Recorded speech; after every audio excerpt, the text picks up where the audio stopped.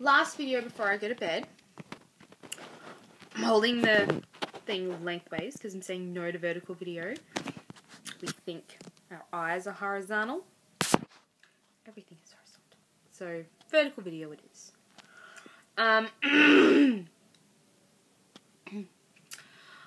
Alright, so, I figure before I go to bed I should do a video at night, just to keep you informed. Tonight was good. I went to my TAC workshop, and I ended up going out with some of the girls afterwards. Yay! So I had some socialization. It was fantastic. We wanted a big group of us walked for ages actually, looking for a pub to go have like a nice Sunday roast in. But they were really packed out for some patties, so we ended up going to Nando's, which was cool. It was nice chatting to them, getting to know them.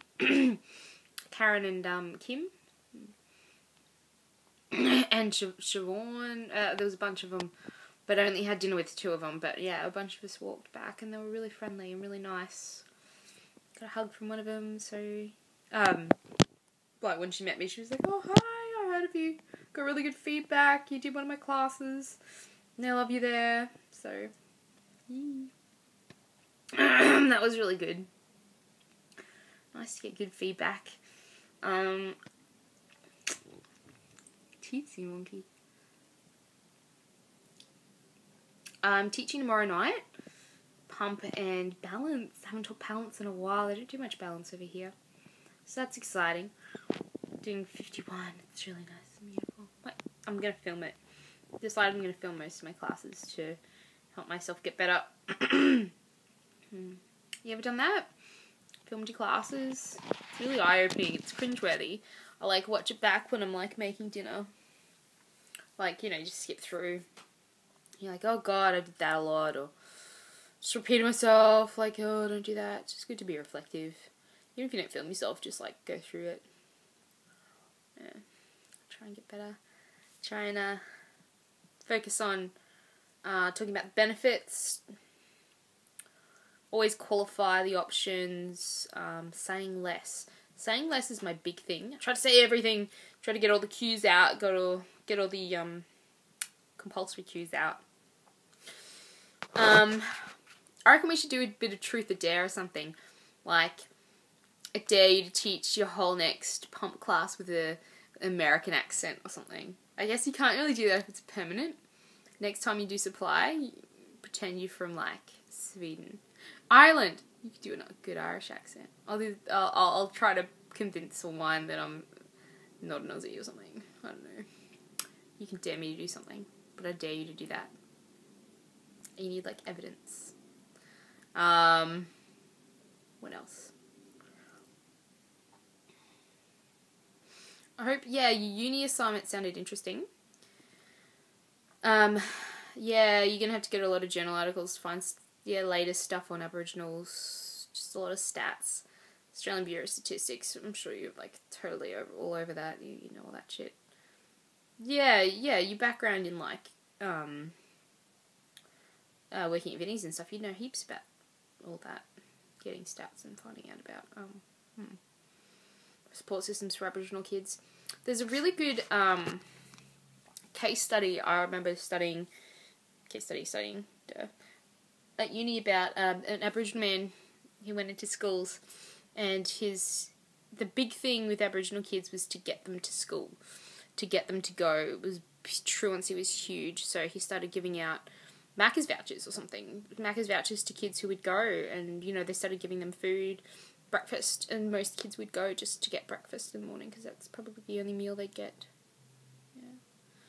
Yeah, they get breakfast. Some of them would get, like, breakfast and dinner and stuff.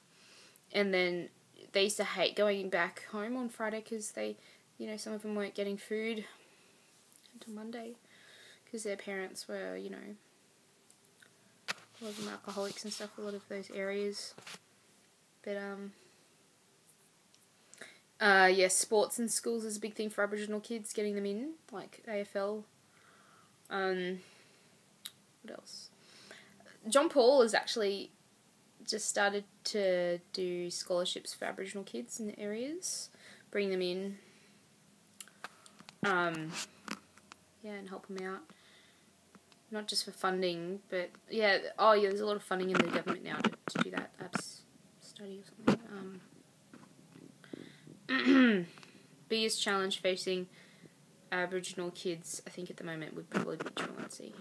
Like, obviously not going to school. Not attendance is huge. So yeah, especially in the rural areas. Access to good teachers.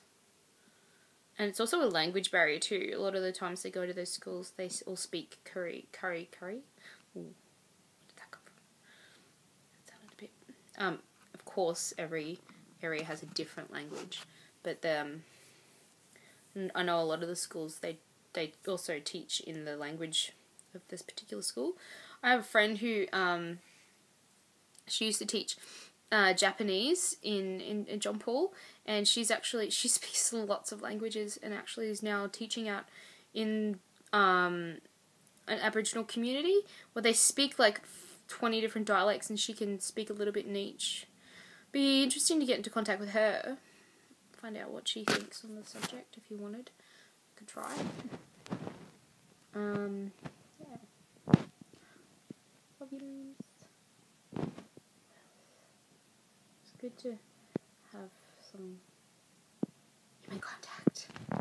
But yeah.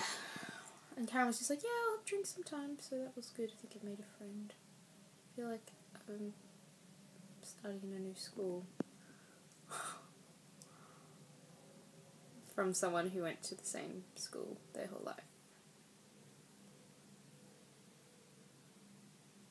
Yeah. St. Francis from preschool to year 12. Thank you very much. Yes. Lukey's gonna Skype me soon, so I better get going. Mwah! By the way, the weird face I always see frozen, it's me trying to press the button to turn it off, and I'm obviously depth perception challenged.